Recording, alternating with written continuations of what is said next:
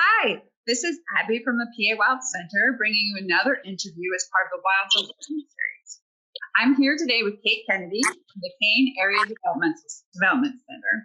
And for those of you who have been watching this series, you'll know that Kate is a familiar face, as she's typically the one holding the interview as a PA Wilds ambassador. So today we're excited to switch up the roles just a little bit so that we can actually get to talk with her and hear her story. So welcome, Kate. We're glad to have you with us to share how you're pivoting in your community amid uncharted times. So thank you. You're welcome. So tell us a little bit about the Kane Area Development Center, or KADC. So KADC is pretty much an umbrella organization that supports and promotes a couple different organizations in town. So those three organizations that I am responsible for as the executive director are the Kane Chamber of Commerce, the revitalization organization called CARE, which is Kane Area Revitalization Enterprise, and our industry development organization, which is the KAIDC. Okay. And so with these three coming together, what's kind of the goal of having them together under this umbrella? I think it's really to make sure that we're maximizing our efforts for economic development here and community development.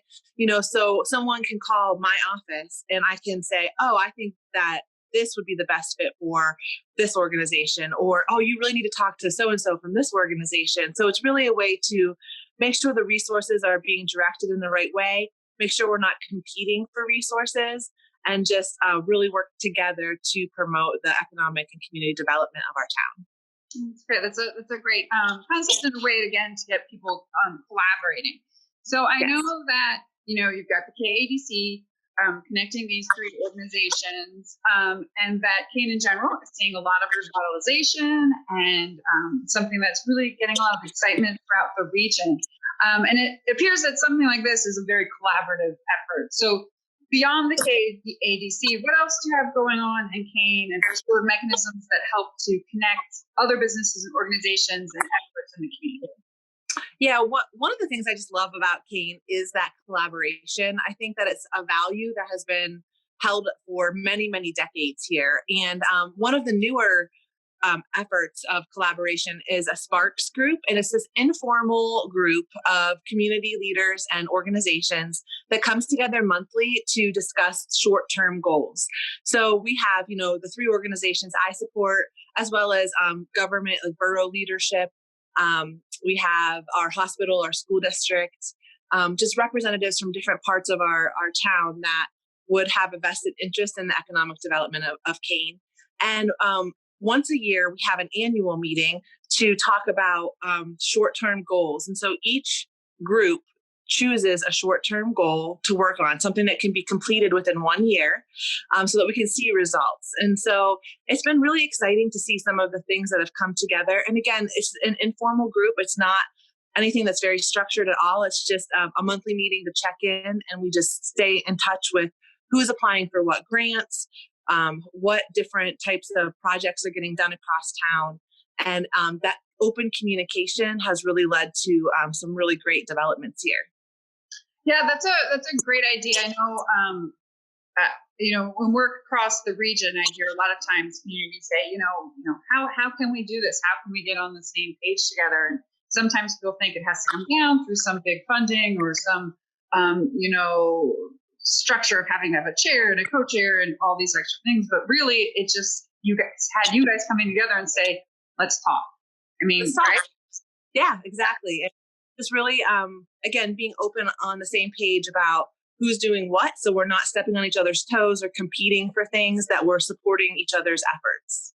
That's great. It's a good way to really be able to carry the vision together. And then, as you said, just identifying those small wins, because, the small wins snowball into the bigger ones. Yes, and it feels good, like we accomplished something, so let's keep going. Yeah, great. So within your collaborative efforts, how do you see the PA Wilds fit in, and how do you use and utilize the PA Wilds as a brand to help your efforts? Yeah, so the PA Wilds are a huge part of Kane. We have a great partnership with the PA Wilds, in addition to the support that we get just from being part of something bigger than our town, something more regional, and all of the access to things that we have because of the PA Wilds. we also are in the middle of helping to welcome the first brick and mortar building for the PA Wilds here in Kane. So right across the street from my office, above the Laughing Owl Press, there is some work that's being done with the PA Wilds and the West Penn Power Sustainable Energy Fund to create a media lab. So that will be where some PA Wild offices are, as well as some really great resources for the Creative Wilds Cooperative. So we're really excited to bring you guys to town here. And then next door, the West Penn Power Sustainable Energy Fund also purchased that building and is doing some amazing energy work there. They have been approved for a passive house standard, which is going to be one of the highest levels of energy efficiency. That will be very exciting to be in a Main Street old historic building. So there's a lot of collaboration and partnership with PA Wilds and others to make sure that there's a strong presence here in Kane. Yeah, it's great. And it's wonderful too to be able to have those kind of collaborations, because I know one of the goals on our side is to be able to serve as a model so that other communities can look to see how they can implement pieces like this in their downtowns. Because we know that, everyone has these beautiful old historic buildings, and they're gorgeous. Yeah. No one wants to see them, get torn down, but at the same time, there's costs involved in rehabbing them and, repurposing them. So I think that, what West Penn Power Sustainable Energy Fund is doing will be a great example of, not everyone can go all the way to passive house. I mean, it's pretty intense process, but there are other ways that people can make those buildings energy efficient and have them being utilized instead of kind of just being shells that kind of bring the town down. Yeah, so. Exactly. Yep. And to be a model is really, I think one of the things I've learned a lot from the PA Wilds is, everything we do, we can think about how can this be replicated or made uniquely for a different town, but a similar starting point. And so I think that's a great way to put it as well. Yeah, it's fun. And it's nice because we always look for, sparks in a community, and Kane, no pun intended towards your spark group, but in general, a lot of your businesses were sparking around each other, and just, saw how the businesses and the people downtown said, hey, this is our town, and we want this to be a place that our children either stay or want to come back to. We want it to be fruitful. And so everyone kind of said, okay, this is ours. How do we do it? Let's do it. And then you guys did it. So it's been really interesting it's been fun to watch. And I think personally an inspiration to other towns to be able to say, hey, all they did was start talking to each other and start working towards goals. I think we can do that, right? Yeah. I think it's a model that most people can figure out how to incorporate. Absolutely. So now obviously we're in the midst of, we're currently in green phase in our area, but we are still obviously dealing with the pandemic and how to go forward safely and coming out of how to deal with it. And so how are some of the ways that KADC pivoted amid COVID-19? Yeah, so it was obviously everyone was just trying to figure it out, as it's the first time anyone in our generations have been dealing with something to this level. And I actually, you've talked about the great work that's been happening over the last couple of years in Kane. I actually moved back. I'm from here. I moved back home a little over a year ago. So I just jumped into the great work already happening. And I'm so grateful I had a year under my belt before this hit, because I at least had the relationships established and had somewhat of an idea of the resources that were available. So when the businesses shut down, those first 2 weeks, I was like, oh, okay, it's going to be a 2-week thing, but we'll be right back to it. Right. Many people, right. But really, I relied on different resources regionally to help me know the funding sources that were available to our businesses. So I really kind of changed the focus of my communication to be, how do we support our local businesses? So whether that was connecting them to resources, or we put together just like a guide of all of the restaurants and how they were continuing to serve people and encouraging people to go and shop and eat at the places that were still open. So really changing our communication. And then, I wanted to do something kind of creative to let people know how our businesses were being impacted, whether they had to shut down completely or they had to modify the way that they were doing business.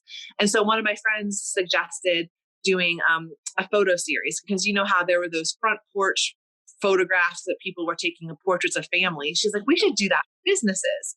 So Katie gave me that idea and we just kind of ran with it. I worked with a local photographer, Renee Price, and we reached out to all of the chamber businesses and just said, hey, can we come photograph you as you are now doing business?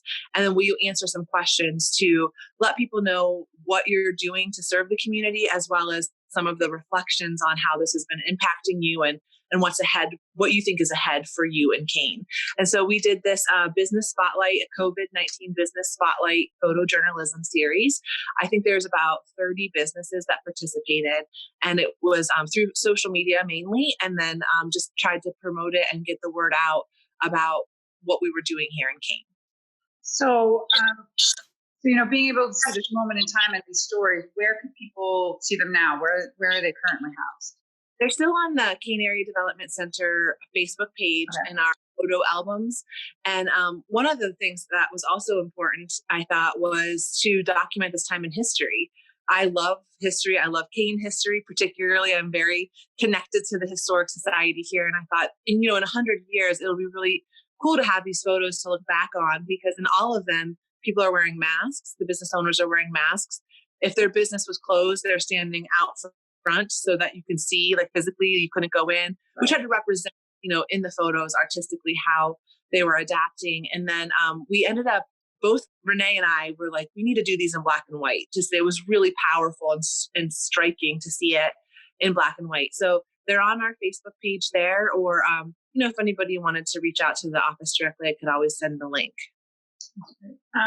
So I know that you have a passion for storytelling. So I have a feeling that this is not the first time you hit the streets of Kane to get some stories. So tell me about 100 Days of Kane.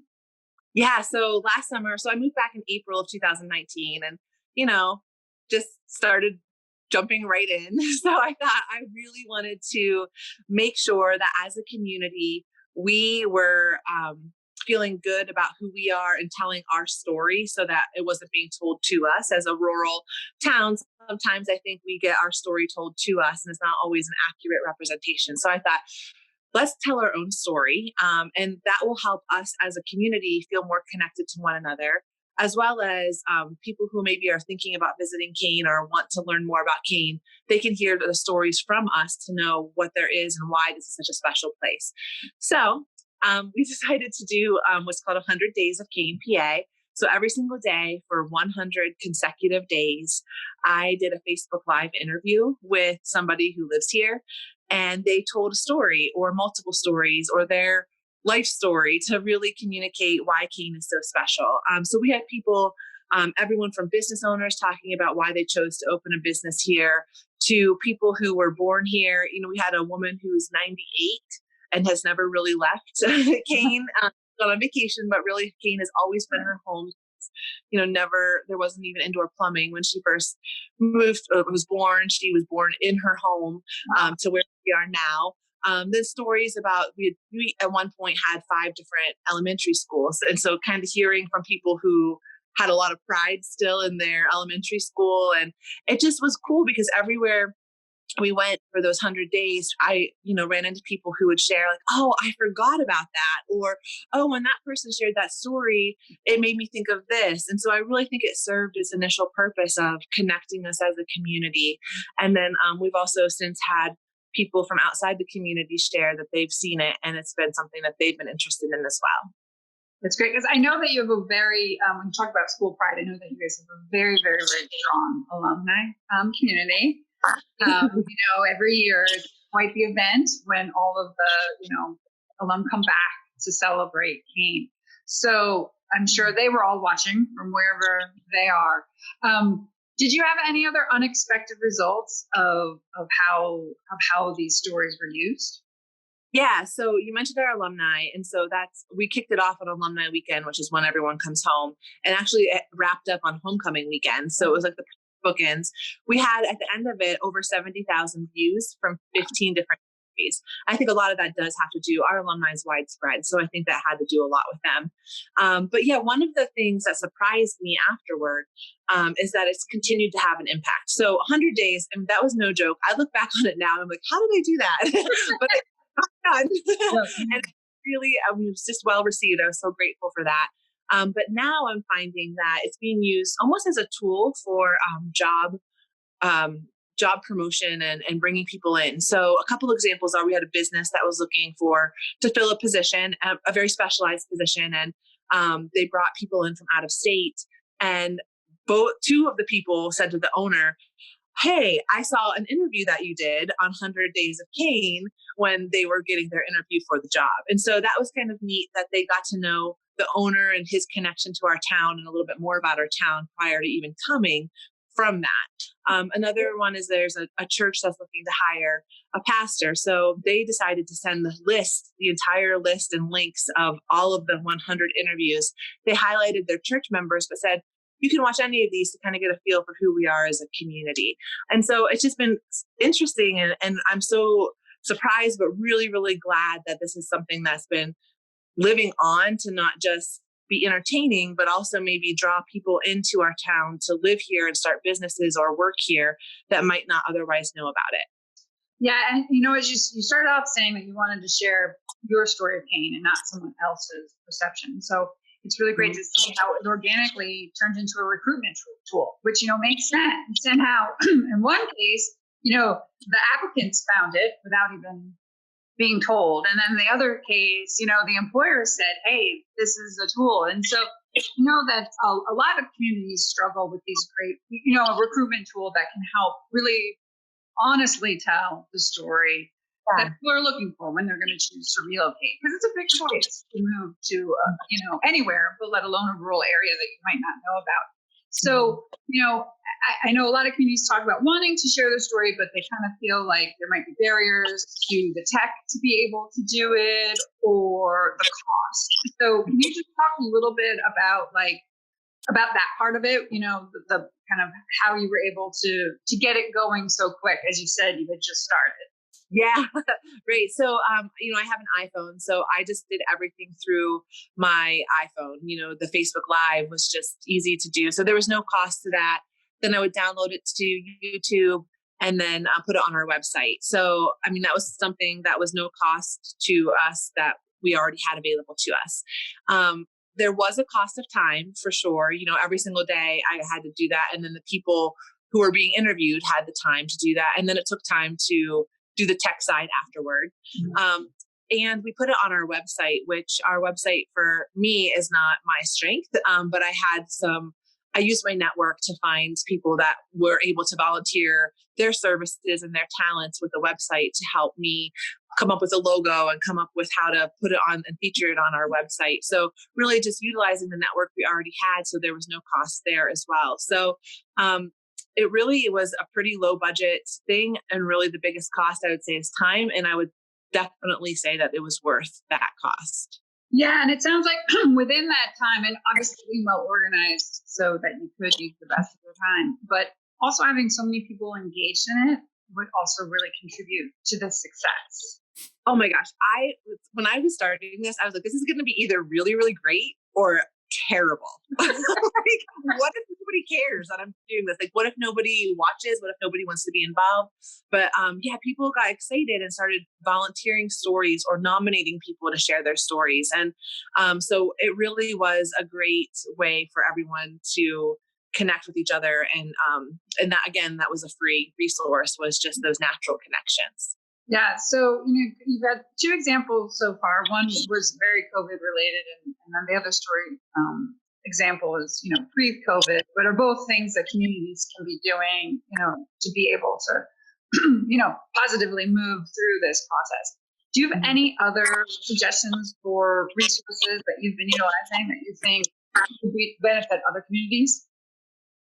Yeah. So I think that for me personally, our county economic development director was really helpful in helping me sift through the legitimate sources of funding versus the ones that might not be so legitimate. So that was huge. you guys, the PA Wilds, to help amplify stories has been a really big resource for us here in Kane. We've had a lot of businesses locally take advantage of the series. We've just had, I think, mostly just these more regional places to get support from. The U.S. Chamber of Commerce has been a huge support, as well as like North Central, Clarion Small Business Development Center. So I think everyone really took time to reach out and make sure that our businesses here in Kane were being supported. And then I would also felt comfortable reaching out to say, hey, on behalf of our businesses, what is it that we need to know so that I can make sure that we're not missing out on something? Yeah, because there was a lot of information. There was a lot of information. It was a lot. And a lot of it was being sent from different places. So it was just a lot to sort through. And, I was having my own feelings about being what was going on in the world and being staying at home and being isolated. So it was just a lot, but I did feel very supported throughout it all. Good. Are there any adjustments that you've made in ways of doing business through this pandemic that you think will kind of stick and you might carry on going forward? Yeah, there's a couple things I'm thinking might stick after we get back to normal. One of it is I did spend a lot of time working from home, and I was able to really focus and get things completed without interruption. My job, just by nature right now, it's just me that works here in the office. So people walk in and I will attend to them, or the phone rings, I have to answer it. And I love that part of my job. However, there are things in my job that need a lot of focus, such as grant writing or any kind of communications. And so that oftentimes gets interrupted, but I don't want to leave the doors locked here. And so I think that I'm going to try to figure out a way to prioritize what needs to be focused and still try to do that from home, and then come in and do be available also for certain hours, but maybe kind of split it up a little bit more. And another thing that I'm hoping will stick is I really felt like in Kane, but also from just talking to people throughout the PA Wilds doing these interviews, that there was this desire to shop local and support local so that we would not lose any of our businesses. And I really think that's a trend that's going to continue. I think people now have realized how valuable our small businesses and our local businesses are. And I think that they're going to be more intentional ongoing about supporting the local businesses. Yeah, I agree with you. And I think that that's one of the, if there has to be lemonade out of these lemons, I think that people having time to really reflect on, what's valuable to them and their community, and really think about the connection we do all have with each other. I think that that to me is something that I do really hope continues on, because, it's so easy when, we kind of got pulled back from being in the rat race. Yeah. And I think that, remembering these are our neighbors, they count on us and we count on them. So this is a very personal thing now. Yeah. So do you have any final thoughts or some moments of inspiration you'd like to share? Yeah, I was thinking a lot about this one, and I came up with two. So one of them was people were looking to really donate money to the best place possible. And one of the impacts that I saw that really helped our businesses that I thought was really creative was we have what we call Kane gift certificates. So they're basically they're checks that people can purchase and then use in any of our local chamber businesses. And then the businesses can just deposit them as a check. And we know that it stays right here in Kane. And so I had two examples. One business bought $50 worth of Kane gift certificates for each graduating senior. Oh, that's great. Yeah, because, they wanted to support the seniors, but they also wanted to support the town. And then we had someone donate money to the food pantry to buy gift certificates, so that in addition to the food, they were receiving these gift certificates that they could use for extra groceries or gasoline or different services in the community that they might need. So in all, between just those two things, that was close to $7,000 that we know is going to stay right here in the Kane. Yeah. And so we've been doing it about a year now, and we have about $14,000 that have been purchased in these gift certificates. And so to see people step up in the midst of this pandemic where everyone's feeling kind of unsure, I thought it was really special and inspiring to see that our businesses were going to be still supported through these gift certificates.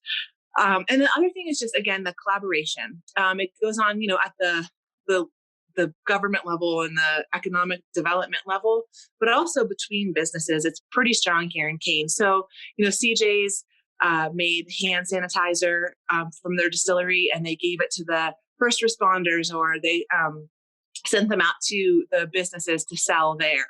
And Keystone Cafe, which is a local natural store here in Kane, opened up her space for Radio Shack, who had to shut down, to sell some of those essentials like batteries, light bulbs, things like that people would need and not have to go out of town to get. So again, these businesses that were finding ways to work together, especially the kind of maybe unseemingly connected businesses. Great.